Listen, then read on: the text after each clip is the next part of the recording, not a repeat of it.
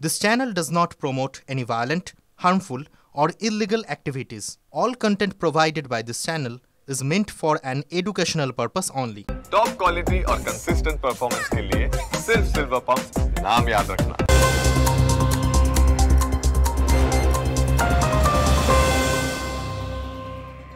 নমস্কার, টিভি9 বাংলায় আপনাদের আরও একবার স্বাগত জানাই। আমি শুভজিৎ রয়েছি আপনাদের সঙ্গে। ক্যানিং পশ্চিমের তৃণমূল বিধায়ক নগদের লোভ দেখিয়েছেন। হ্যাঁ, আমাকে আপনাকে নয়, দলীয় নেতাদের ক্যাশে পুরস্কার দেওয়ার কথা তিনি ঘোষণা করেছেন। কি করলে পুরস্কার দেবেন সেটাও বলি আপনাদের। আসন্ন বিধানসভা নির্বাচনে 1 লাখই মার্জিন, মানে 1 লক্ষের মার্জিন যদি নিশ্চিত করতে পারেন, যারা পারবেন তাদেরকে পুরস্কার দেওয়া হবে এবং এই কথাই তিনি বলছেন, মানে পুরস্কারের টাকা উঠবে ক্যানিংয়ে, এমনই ঘোষণা।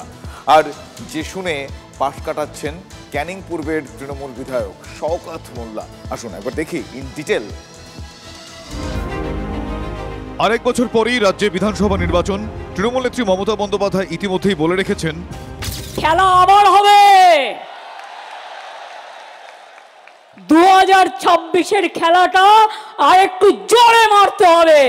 294 আসনের বিধানসভা 216 পার করার টার্গেট দিয়েছেন মমতা অভিষেক।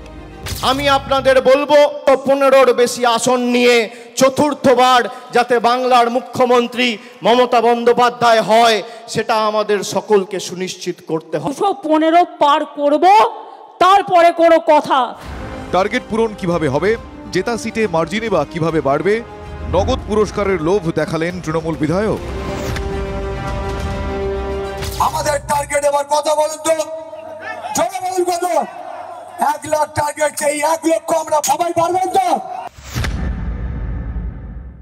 আমার 11টা অঞ্চলের মধ্যে যে অঞ্চল ভোটার লিস্ট অনুযায়ী, ভোটার সংখ্যা অনুযায়ী যে অঞ্চল প্রথম হবে, প্রথম লিড দেবে, সেই অঞ্চলকে আমরা 1 লক্ষ টাকার পুরস্কৃত করব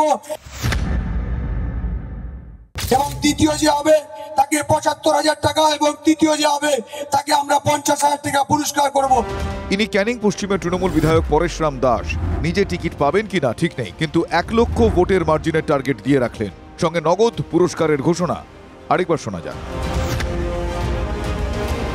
আমার 11টা অঞ্চলের মধ্যে যে অঞ্চল ভোটার লিস্ট অনুযায়ী, ভোটার সংখ্যা অনুযায়ী যে অঞ্চল প্রথম হবে, প্রথম লিড দেবে, সেই অঞ্চলকে আমরা 1 লক্ষ টাকার পুরস্কৃত করব এবং দ্বিতীয় যে হবে তাকে 75,000 টাকা এবং তৃতীয় যে হবে তাকে আমরা 50,000 টাকা পুরস্কার করব। আরো কিছু পুরস্কারের কথা বলেছেন তৃণমূল বিধায়ক।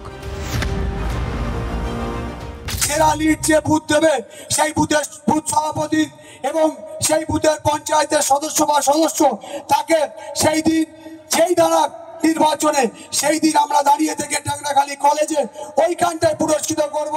সেই বুথ কমিটির সভাপতি এবং বুথের মেম্বারকে 50,000 টাকা আমরা পুরস্কৃত করব। পরেশরামের সঙ্গে মঞ্চে ছিলেন ক্যানিং পূর্বের বিধায়ক শওকত মোল্লা। পরেশরামের ব্যক্তিগত ঘোষণা বলে বিষয়টি এড়িয়েছেন শওকত।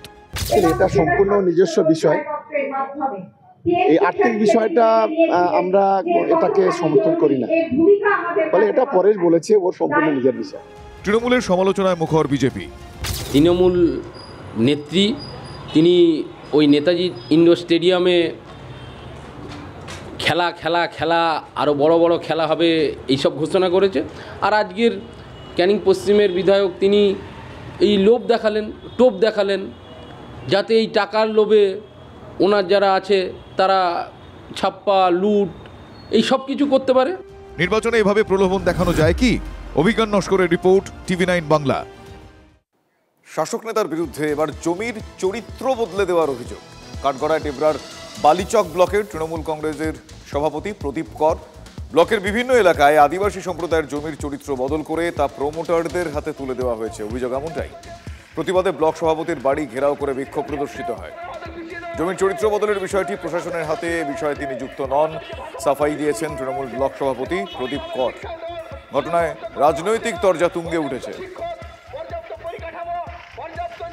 দেখা যাচ্ছে যে ডেবরা এলাকায় আদিবাসীদের বিভিন্নভাবে অপমান করে থাকেন এবং যে আদিবাসীদের যে জমি জায়গা, সেই জমি জায়গার চিত্র বদল করে তিনি প্রমোটারকে দিয়ে বিক্রি করছেন।